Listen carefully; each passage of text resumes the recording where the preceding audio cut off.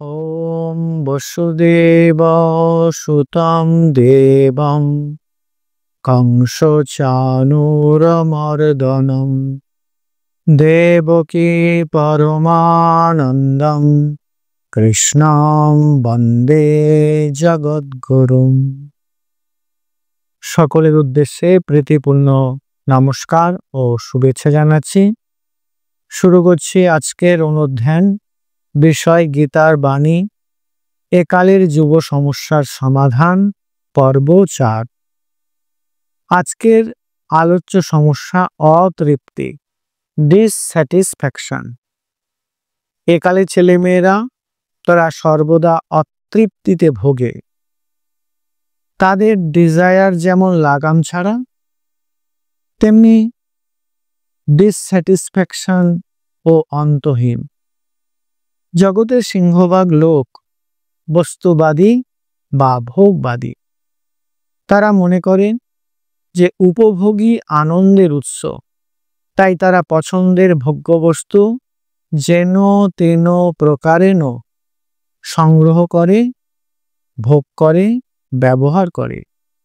এদের কাছে জীবন মানে ডিজায়ার আর ফুলফিলমেন্ট। কিন্তু একবারও ভাবে না ডিজায়ার আর ফুলফিলমেন্টের মাঝখানে বিস্তর তফাৎ। তৃষ্ণা বা বাসনা, যাকে আমরা বলি ডিজায়ার, আমাদের ভোগবাদী মানসিকতার জন্ম দেয়। বস্তুবাদী মানুষ ভাবে দুনিয়াটা কমলা লেবুর মতো নিংড়ে ভোগ করব। কিন্তু ডিজায়ার বা তৃষ্ণা এলে তো ভোগ্যবস্তু মেলে না। দুনিয়া তো আর ছেলের হাতের মোয়া নয়। স্বাদ আর সাধ্যের মধ্যে বেশিরভাগ ক্ষেত্রে সামঞ্জস্যই হয় না। তখন অতৃপ্তি আমাদের কপালেই লেখা থাকে। কম বয়সীরা কল্পনার জগতে বাস করে। ফ্যাশনের দুনিয়াতে তারা বিচরণ করে।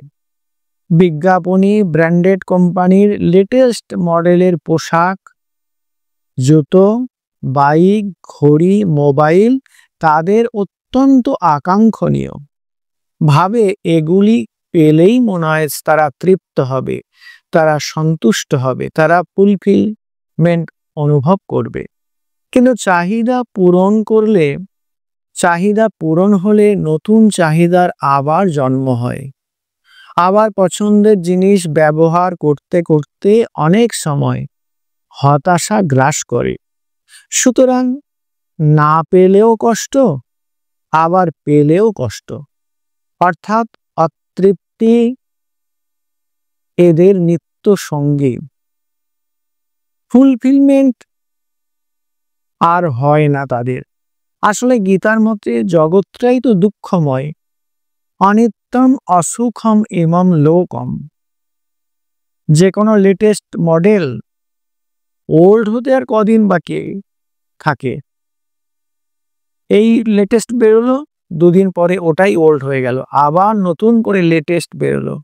সুতরাং আমরা ওই ভোগ্যবস্তু সংগ্রহ করতে না করতে তার আকর্ষণটাই ফুরিয়ে যায়।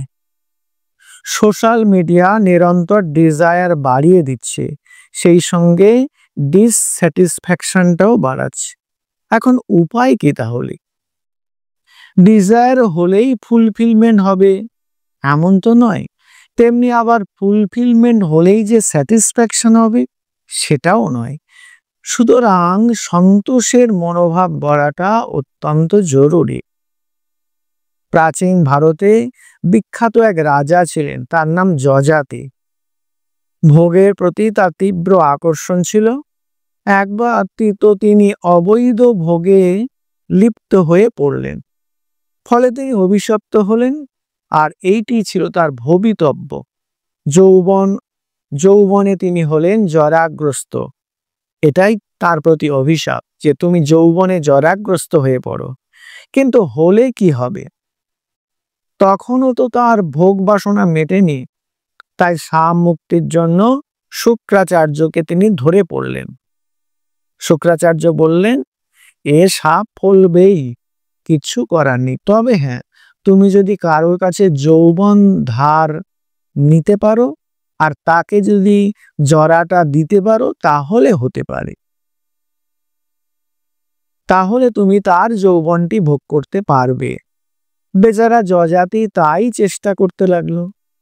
এত নির্লজ্জ যে তার ছেলেদেরকে ধরে ধরে বলতে লাগলো তারা তার জরা নিয়ে তার যৌবনটা দেবে কিনা। প্রথমত কেউ রাজি হলো না।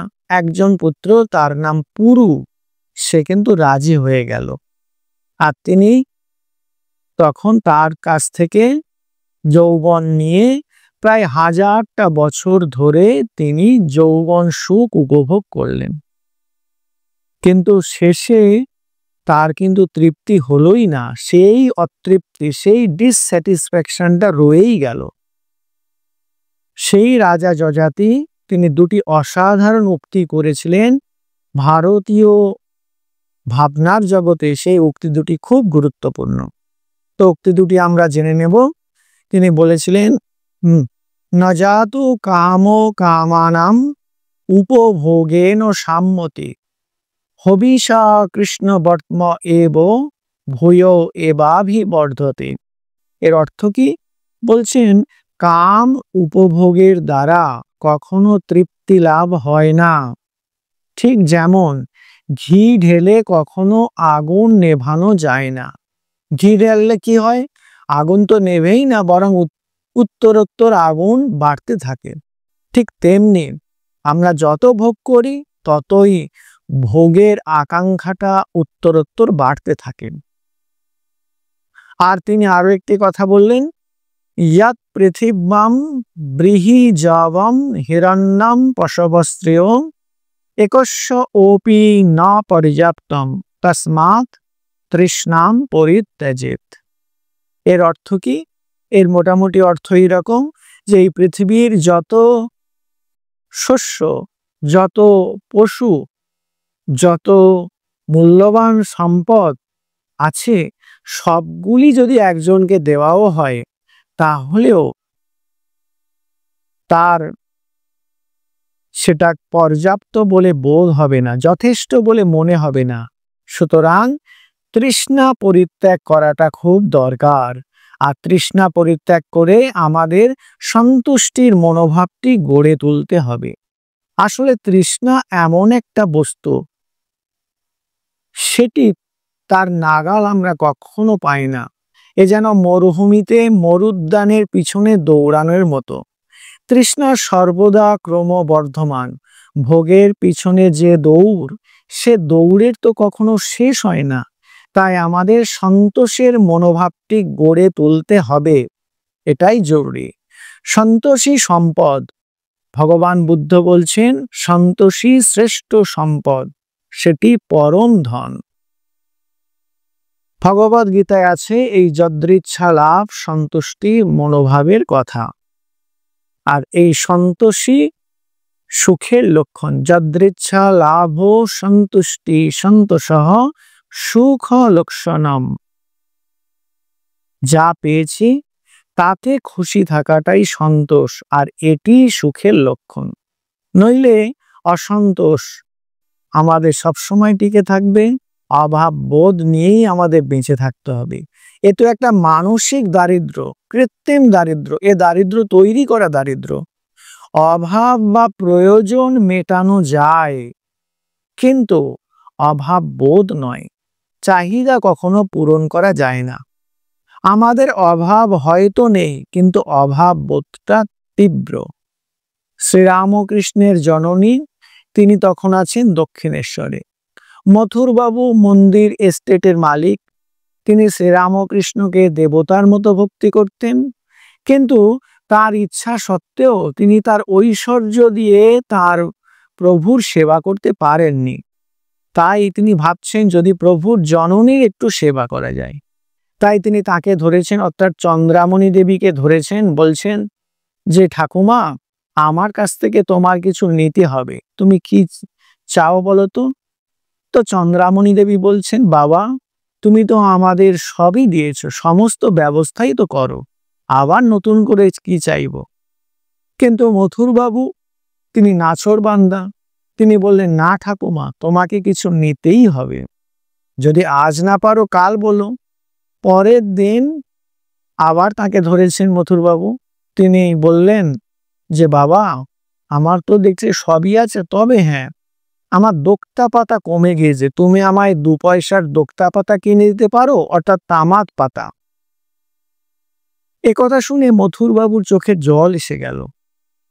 তো চন্দ্রামণি দেবী তিনি কি অভাব মুক্ত ছিলেন? কামারপুকুরের চাটুর্যে পরিবার, তারা তো চির দারিদ্র্যের মধ্যেই চিরকাল কাটিয়েছেন, তাদের তো অভাব ছিলই, কিন্তু তবুও চন্দ্রামণি দেবী কোনো অভাবই খুঁজে পেলেন না। অভাব থাকা সত্ত্বেও তিনি কিছুই চাইতে পারলেন না। আসলে তার অভাব ছিল, কিন্তু অভাব বোধ ছিল না। কিন্তু আমাদের ক্ষেত্রে আমাদের অভাব নেই, কিন্তু অভাব বোধটাই তীব্র। তো সন্তুষ্ট হওয়ার মনোভাবটি যদি আমরা গড়ে তুলতে পারি যে আমার যা আছে যথেষ্ট, আর আমার কিছু দরকার নেই, তাহলে এই অতৃপ্তি বা ডিসস্যাটিসফ্যাকশনের কষ্ট থেকে আমরা মুক্ত হতে পারবো। আসলে ধনে সুখ নয়, মনে সুখ। ভগবান শ্রীকৃষ্ণ তিনি গীতাতে এই ভাবনাটাই আমাদের শিখিয়েছেন। তাই বলেছেন যদৃচ্ছা লাভ সন্তুষ্টির কথা। আসলে শ্রীকৃষ্ণ গীতাতে সমস্ত জাগতিক বাসনা ছেড়ে আমাদেরকে আন্তর সম্পদের অনুসন্ধান করতে বলেছেন। গীতায় আছে প্রজহাতি যদা কামান সর্বান পার্থ মনোগতান।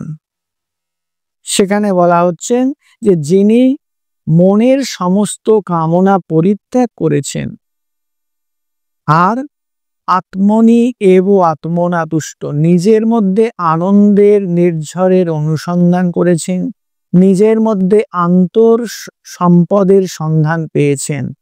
তো এই রকম যে অবস্থা, যে সমস্ত জাগতিক যে সম্পদের আকাঙ্ক্ষা ত্যাগ করে আমাদেরকে আন্তর সম্পদের অধিকারী হতে হবে, আমাদেরকে সন্তুষ্টির মনোভাবটি গড়ে তুলতে হবে।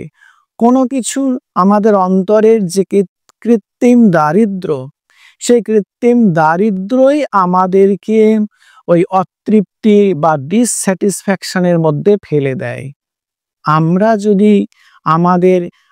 যদি আন্তর সম্পদের সেই অনুসন্ধানটি করতে পারি, তখন আমরা আর এটা চাই ওটা চাই সেটা চাই বলবো না।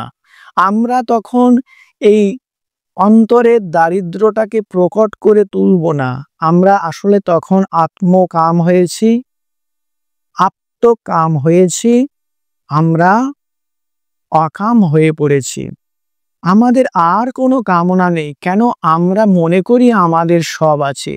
এই যে আমাদের সব আছে, আমরা নিঃস্ব রিক্ত নই, আমরা অন্তর্ধনে ধনী, এইটি যখন আমরা মনে প্রাণে মানতে পারবো, তখন আমরা চিরতৃপ্ত হয়ে উঠব, তখন আমাদের অতৃপ্তি আর থাকবে না। তো এটি আমাদের জীবনের লক্ষ্য হওয়া উচিত। সর্বে ভবন্তু সুখিনো সর্বে সন্তু নিরাময়া সর্বে পশ্যন্তু ভদ্রাণি মা কশ্চিৎ দুঃখভাগ ভবেৎ। আজ এই পর্যন্ত, আবার আসব পরবর্তী পর্ব নিয়ে। নমস্কার।